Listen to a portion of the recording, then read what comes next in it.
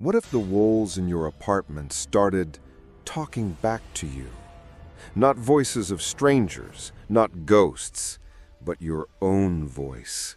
An echo that repeats everything you say, then begins saying things you never did.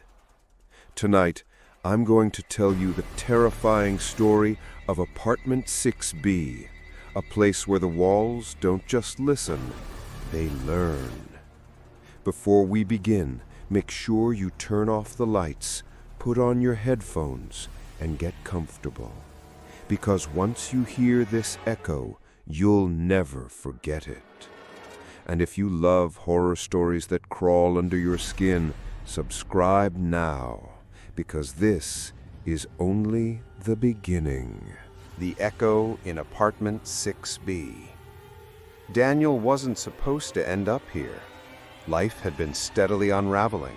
First the breakup, then the job loss, then the realization that his savings wouldn't last more than a couple of months. He didn't have the luxury of choice anymore. When he stumbled across the listing for Apartment 6B, cheap rent, utilities included, he didn't question it. The building wasn't much to look at, a crumbling 6-story structure in the older part of town. Its brick exterior was stained with decades of rain and pollution, and its narrow windows seemed to watch him as he walked up the front steps.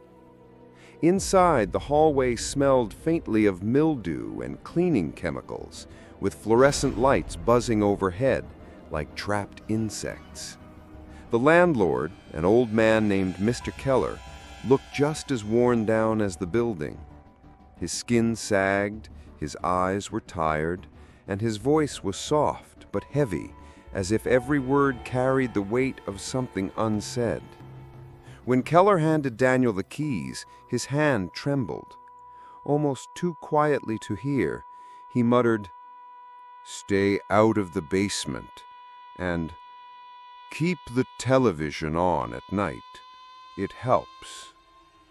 Daniel almost laughed at that, thinking it was just the strange advice of an eccentric landlord. He didn't ask questions. He should have. First nights.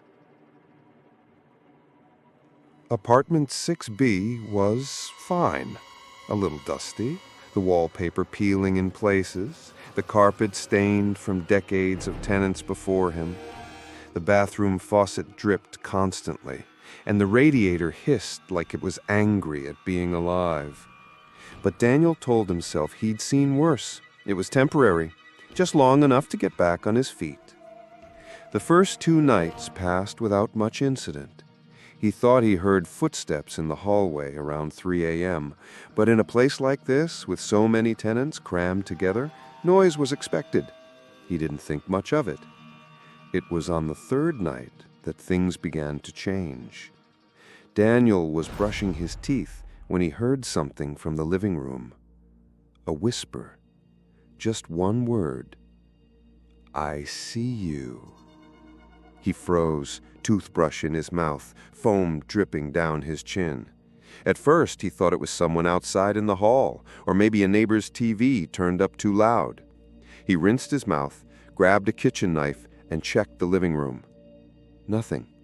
The door was locked, the windows shut tight. Then it came again, this time from behind him. "I see you too." It was his own voice. The echo. Daniel didn't sleep that night. He sat up in bed, lights on, heart pounding. Maybe it was stress. Maybe the building's thin walls carried sounds weirdly. Maybe... But deep down, he knew what he heard. Over the next few nights, the pattern grew worse. He'd turn on the TV, and in the middle of a sitcom laugh track, he'd hear his own laugh, layered in, just slightly off, distorted, like someone trying to mimic him. He'd mutter to himself while cooking, and the words would come back seconds later, whispered through the walls. One night, as he lay in bed, He whispered into the dark just to test it. "Hello?" There was silence. Then, faintly from the wall by his headboard, "Hello." The voice wasn't delayed this time. It was immediate, perfect. His voice, but not his. Daniel sat up, shivering. "Who are you?" he asked. The reply came from the floor beneath him, echoing up through the boards. "I'm you." The landlord's warning. The next morning, Daniel stormed into the landlord's office. Keller looked up from a stack of papers, and the moment Daniel described the voice, the old man went pale. "I told them not to rent that place again," Keller muttered, almost to himself. "What do you mean?" Daniel demanded. "What the hell is in that apartment?" Keller shook his head, his hands trembling as he lit a cigarette. He took a long drag before answering. "Years ago, a man lived in 6B. He started complaining about voices, said the walls were repeating him. We thought he was losing it, until the neighbors heard it too. He stopped being himself after a while, like something else was wearing him from the inside. We sealed the place off after that." Daniel's stomach turned. "So why the hell did you rent it to me?" Keller didn't meet his eyes. "The company made me, said leaving it empty was wasting money. I thought it was safe by now." He paused, then added quietly, "If it starts sounding more like you than you sound like yourself, leave. Don't wait." The change. Daniel tried to ignore it. He tried blasting music, keeping the TV on all night, even sleeping with headphones in. But the voice, his voice, always found a way through. Sometimes it would whisper in sync with his thoughts, finishing them a split second before he did. Other times it would start speaking sentences he hadn't thought yet, distorted, guttural versions of his own words. On the 7th night, Daniel looked into the bathroom mirror and saw his reflection blink wrong. It was subtle, but undeniable. His reflection's lips twitched into a grin before he had even moved.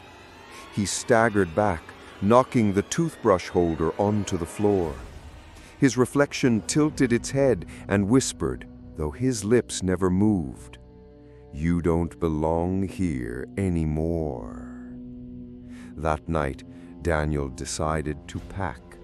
He shoved clothes into a duffel bag, his hands trembling, ready to leave in the morning. But as he zipped the bag shut, he heard it.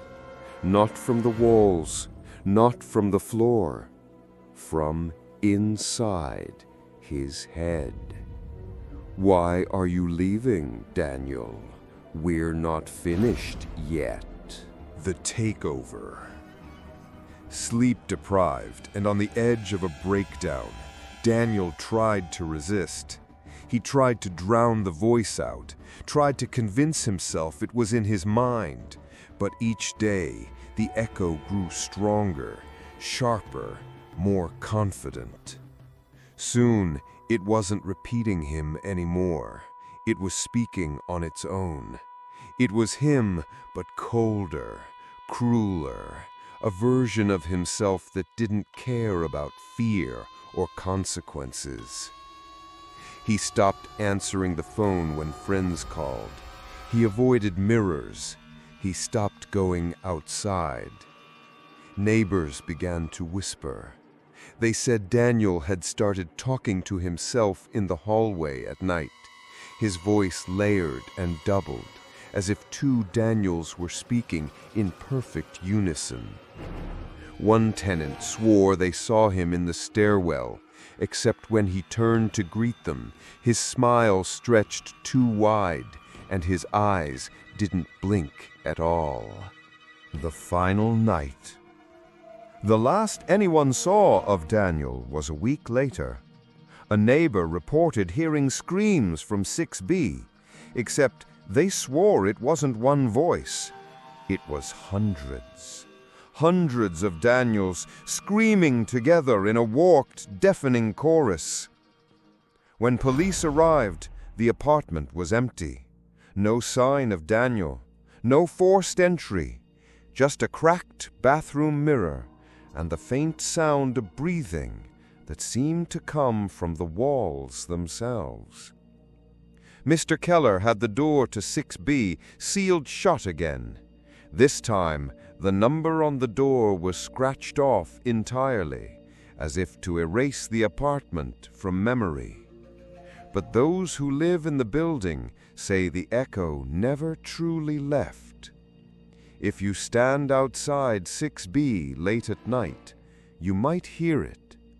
A voice, low and patient, whispering from behind the door.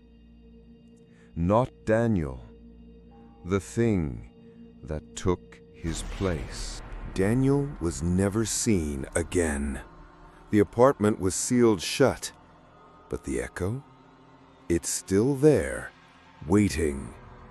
If you ever find yourself in an old building late at night and you hear your own voice whisper back to you from the walls, don't answer it. Don't listen. Because once the echo learns your voice, it becomes you. If this story made your skin crawl, don't forget to like the video, subscribe for more terrifying true and fictional horrors, and share this with someone who thinks they're brave enough to listen in the dark. Just remember, some echoes never fade. They only get louder.